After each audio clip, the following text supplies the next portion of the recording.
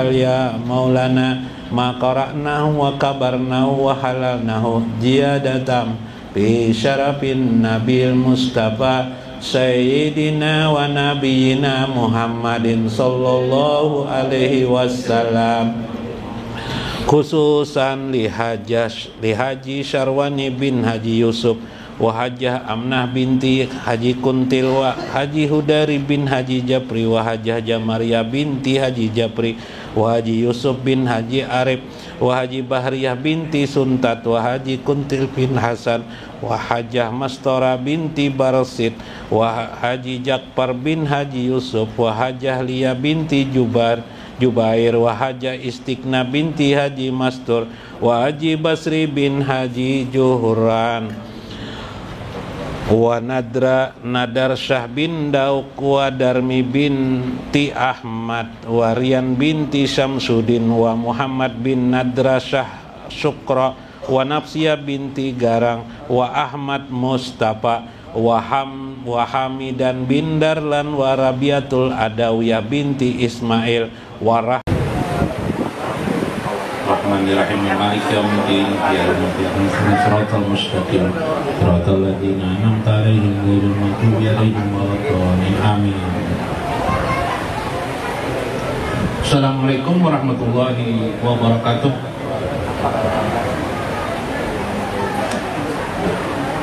Kita ulangilah.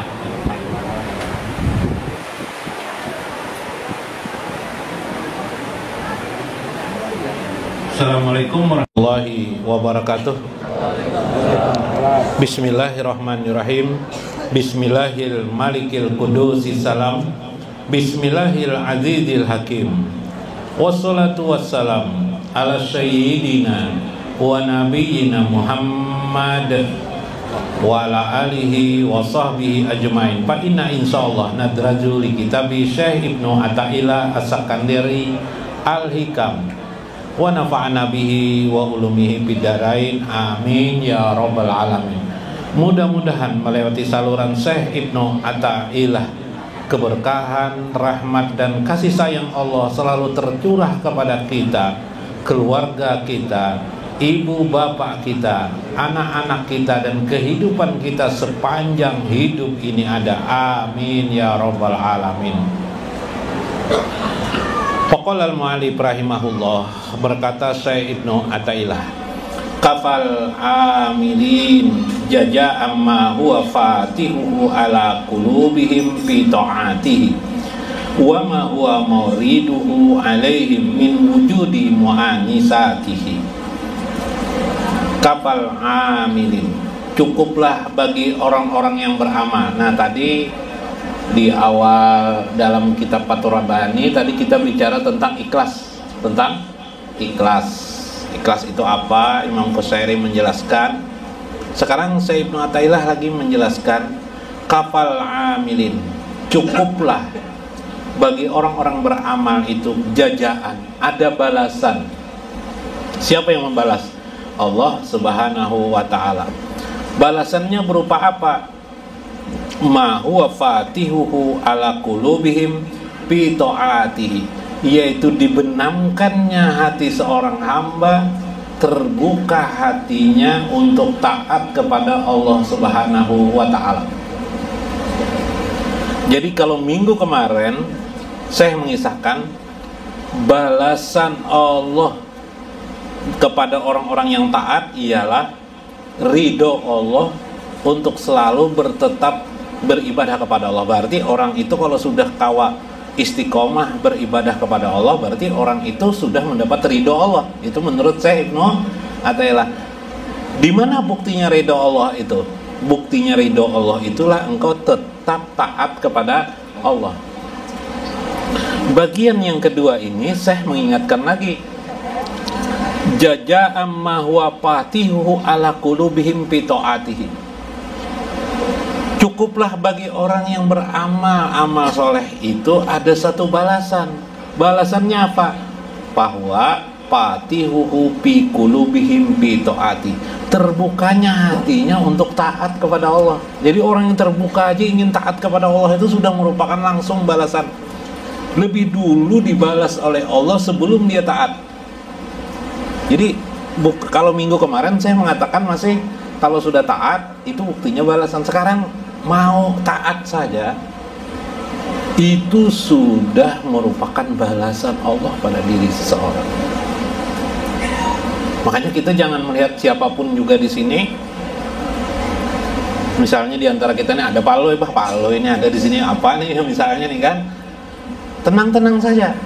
Paloy itu datang dan dapat berhadir di majelis ini karena apa? Semata-mata itulah bukti balasan Allah. Boleh jadi merupakan balasan semangatnya untuk terbuka, untuk taat kepada Allah Subhanahu. Wa ma huwa mauriduhu alaihim min wujudi mu'anisati. Lalu balasan itu berupa diadakan Allah pada wujudnya, pada adanya dia, eksistensi dia itu mu'anisatihi. Adanya mu'anis atau al-unsur, makin ingin tenggelam dia dengan ketaatan kepada Allah. Nah, pingin berlama-lama taat kepada Allah Subhanahu. Kalau dikiaskan, apakah aku ini dekat dengan Rasulullah dalam konteks yang lain? Dalam konteks yang lain. Lalu seseorang itu suka mendengarkan salawat. Suka dia mendengarkan salawat. Setelah suka, dia mengiringi salawat itu, ucapan itu, memuji baginda Rasulullah, senang dia. Maka itu bukti bahwa Nabi juga senang kepada orang tersebut. Lalu dia tenggelam dengan salawat itu. Tenggelam, mu'anisah, al-unsu, asik. Nah, bahasa lainnya asik. Kalau ini bahasanya tenggelam, merasa kemanisan salawat itu. Angguk-angguk kepala, padahal tidak hafal kada. Pak lu dengarkan orang salawat, nah, unggut-unggut juga, nah, padahal tidak hafal, tapi senang dia. Itu bukti dia tenggelam dengan larutan yang dia rasakan sudah dari Allah Subhanahu wa ta'ala. Kalau engkau ingin melihat nur Allah, itulah nur Allah pada dirimu. Kalau engkau ingin melihat nur Allah pada kehidupanmu, lihatlah hatimu.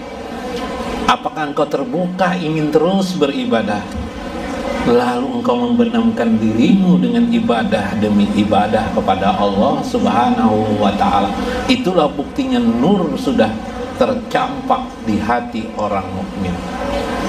Syekh Ahmad Zaini Dahlam dalam Takribul Usul, yakzabu fi qulubihim, yang Allah letakkan, tancapkan di hati orang-orang mukmin, itulah nur Allah, berupa rasa senang dengan ketaatan kepada Allah. Dipandang dari segi kacamata Fathur Rabbani yang pertama tadi, dipandang dari segi itu, dia beribadah itu karena tenggelam, karena asik. Dia tidak memikirkan itu adalah ibadah. Dia lupa dengan ibadahnya itu. Dia anggap sebagai kesenangan hatinya kepada Allah Subhanahu wa ta'ala, sehingga dia pun lupa bahwa itu ternyata adalah ibadah. Itulah bukti ikhlasnya dia beribadah. Tapi kalau orang tidak ada kemanisan dalam beribadah, tidak terbuka dah hatinya di ibadah, bukan dari nur Allah yang tercampak di hatinya, dia beribadah itu menghitung-hitung. Sama aja Paloy bulan puasa, wah situ 20 rakaat banyak bener aja Paloy. Nah, hitung-hitung ya lah. Belum lagi sholat sudah menghitung. Itu Paloy ya. Ya namanya Paloy Bipai. Alihai. Ada kisah Bipai Paloy. Bipai Paloy orang mau mengusir jin di rumah orang nih. Mau mengusir jin. Cari-cari guru tidak ada satu orang pun juga, rupanya tidak ada waktu itu, tidak ada yang sanggupnya, tidak ada yang maunya guru. Bayangkan pian guru-guru agama ini tidak mau lagi membacakan talqin mayit ya Pak. Nah, nih pas tidak ada, cuma urusan hantu bang nih, nak mengusir hantu. Ringkas kisah, terdapat Paloy orang. Garbus yo pengompor itu, lihat itu jar. Mengusir hantu ya jar garbus. Iya, Paloy akhirnya terima dapat kontrak mengusir hantu di rumah, mengusir jin hantu. Udah hai palui hafal ayat kursi, dibaca palui ayat kursi. Berapa kali malam hari waktu itu. Soalnya muncul hantunya 10 orang. 10 orang muncul wah ya palui ini. Kayak apa ini? Baca terus ayat kursi. Hafal sebutingannya satu aja, ayat kursi aja. Aturan kan amanah rasulu bima unzila ilaihi mirabbi wal mu'minuna tuh ngusir hantu setan juga. Jangan dibaca Allah mabarik lana fi marajak tanah lah. Tawa atau disangka hantu anu bipem bawa makanan. Ringkas kisah sampai terpijim terbincalak. Baca terus paloi. Akhirnya hantu ini kalah juga. Menang 10 orang nih. Satu persatu hilang bipeh. Hantu ini bipeh. Sisa satu bipeh udah mau hilang. Bingung paloi ini. Kenapa tidak mau baca ayat kursi? Ini sampai sudah 100 kali dibaca paloi dah tepat sampai perak subuh sudah. Sekalinya bipeh hantu yang lain datangan. Nah, kenapa datangan lagi aja paloi? Maka sudah banyak baca ayat kursi nih. Maaf jar hantunya tadi tuh. Jar jinnya tuh maaf jar. Kawan kami ini tuli orang ajar. Tuli kan. Hantunya tuli bipeh. Nggak bisa kami ambil aja udah pahamnya tidak tahu ayat kursi lah. Hati-hati membaca ayat Al-Quran tapi tidak tembus-tembus. Kenapa? Mungkin kita tidak ikhlas, ya kan? Membaca hanya karena sekedar mendengar orang lalu kita baca tapi tanpa kita yakini kalimat yang kita baca. Nah itu kisah Jepang lah. Tapi kenyataan juga tuh kadang-kadangnya lah. Nah orang yang dibukakan hatinya, dia membaca ayat Al-Quran. Kalau habis sholat Jumat kita membaca biasanya wiridan 7 kali surah Fatihah, Qul huwallahu 7 kali, Qul a'udzu birabbil falaq 7 kali, Qul a'udzu birabbin nas 7 kali. Orang yang membaca itu dalam hadis tidak akan miskin dia. Nah kalau bisa kita membaca itu bukan karena takut miskin, tapi semata-mata ingin mendekatkan diri kepada Allah. Itu yang penting. Maka apabila itu sudah muncul di hati kita, senang kita membaca ayat-ayat Al-Quran. Mengaji Al-Quran itu bukan berarti harus mengambil mushaf lah. Nggak bisa mengaji Al-Quran, aku di sini di rumah Al-Quran tertinggal. Bukan begitu. Duduk di mana saja baca surah Fatihah, baca surah Al-Falaq, An-Nas, apa yang apa? Palu ayat kursi apa? Baca ayat kursi ulang-ulang sama dengan mengaji qiraatul Quran. Subhanallah. Kita lihat caranya.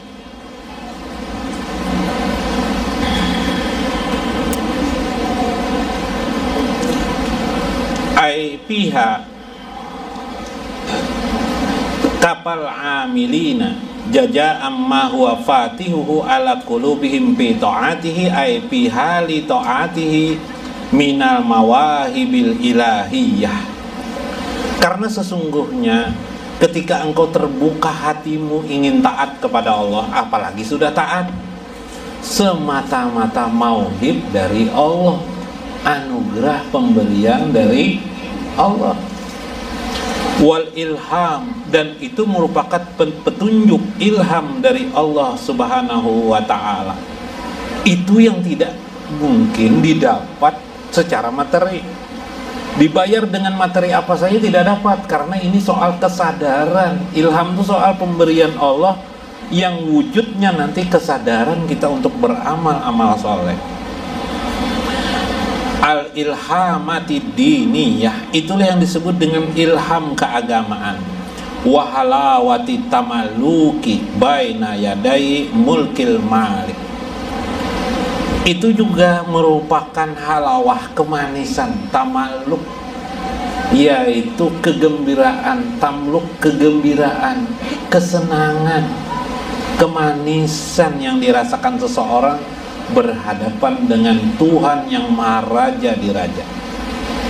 Jadi Orang yang sudah hatinya dibuka Allah dengan ilham Allah, ingin tahu kita siapa yang dibukakan Allah dengan ilham itu, dia beribadah itu rasa senang hatinya, rasa nyaman. Kita beribadah rasa apa? Rasa apa? Rasa berat. Iyalah, Allahu Akbar, bah, sholat lagi, nggak terasa lah, sholat lagi lah. Memang palui jam 3:30 baru sholat johor. Jadi begitu salam beberapa saat ambil rokok tidak sampai sebilah rokok, azan lagi, Allahu Akbar. Kenapa? Karena mengerjakan johor sudah dekat asar pipai. Boh, dekatnya azan. Wah, ini siapa yang membuat berat? Ya kan? Diri sendiri. Subhan. Qala ba'duhum, sebagian para ulama mengatakan laisa fid dunya yusabbihi na'im ahlul jannah ila ma yajiduhu ahli tamaluk fi qulubihim bil lail min halawatil munajah wa haji halawah yallati ya'biru anha. Ketahuilah, kata Syekh, sebagian ulama berpendapat tentang urusan orang beribadah itu bukan urusan material, bukan masalah urusan dunia. Memang ibadah ini lain urusan dunia, sehingga mengakibatkan seseorang malas melakukannya. Yalah, coba ada pekerjaan uangnya sedikit, rajin lah orang mengerjakannya? Tidak. Yalah, tapi kalau di situ ada uangnya besar, rajin lah orang mengerjakan. Ayo, jaga toko, gajinya 5 juta sebulan, kira-kira banyak enggak? Banyak. Jaga toko, gajinya 500.000 sebulan, banyak enggak yang datang? Sedikit sampai 500.000 aja. Tapi kalau 5 juta, yo banyak yang datang. Kenapa? Karena biasanya kepentingan manusia itu adalah ad-dunya, atau bahasa lain kondisi kita sekarang materi yang dicarinya. Iyalah. Tetapi ibadah, adakah materi di dalamnya? Tidak ada. Apa yang didapatkannya? Yajiduhu, dia tidak mendapatkan apa-apa, tapi yang didapatkan adalah nikmah indallah, nikmat di sisi Allah. Maka orang-orang ahli jannah itu, orang-orang ahli surga itu ialah orang yang di hatinya ada merasa manis dan nyamannya beribadah kepada Allah Subhanahu wa ta'ala bil laili, bahkan pada malam hari, min halawatihi al munajah, yaitu pada malam hari dia sering memuji-muji Allah Subhanahu wa ta'ala. Bal ahlu tariqi bil ahwali wal maujidi wal ajwaqi. Ajwaq ini jauh, bahkan dia sudah akan merasakan jauhnya bersama Allah Subhanahu wa ta'ala. Ada kalau orang berzikir la ilaha illallah, la ilaha illallah, sampai pusing-pusing sampai apa Bib, sakar namanya Bib. Sakar tuh mabuk, sakar. Asik dia, jangan disalahkan, karena orang sedang asik. Tapi Rasulullah tidak pernah seperti itu, Jar. Tahulah waktu Rasulullah sendirian berzikir. Adalah hadisnya waktu sendirian, tidak ada yang tahunya. Yalah, karena hadis itu kan sebahagian aja dapat tercatat, ya enggak? Sebagian yang lain tidak tahu. Yang kedua, karena Rasulullah menyuruh orang untuk mengingat Allah, orang pun mengingat Allah. Karena Rasulullah menyuruh orang ingat kepada Allah itu dengan hati, orang pun dengan hati. Begitu orang lakukan dengan hatinya, terasa asiklah dia mengucap kalimat-kalimat zikrullah. Pada saat itu tidak ada lagi hadis riwayatnya. Ialah seperti ketika Ja'far ibnu Abi Talib, sepupu Rasulullah memuji Ja'far. Ujar Nabi, anta, engkau ini khuluqi, engkau ini bagaikan aku, Nabi. Kelakuan ikam nih, bahasa Banjar, kelakuan ikam nih kayak aku, Ja'far. Bahasa lainnya, bahasa Indonesianya apa, Bib? Kelakuanmu itu mirip dengan kelakuanku. Mendengar disebut sama mirip dengan baginda Rasulullah, raqasa Ja'far ibnu Abi Talib baina yadai, maka menari-narilah Ja'far bin Abi Thalib di hadapan baginda Rasulullah SAW. Wah, kesenangan ya lah. Orang senang ya Pak. Nah, subhanallah. Kalau Anda yang baca maulid itu, ya Rabbi sholli ala Muhammad.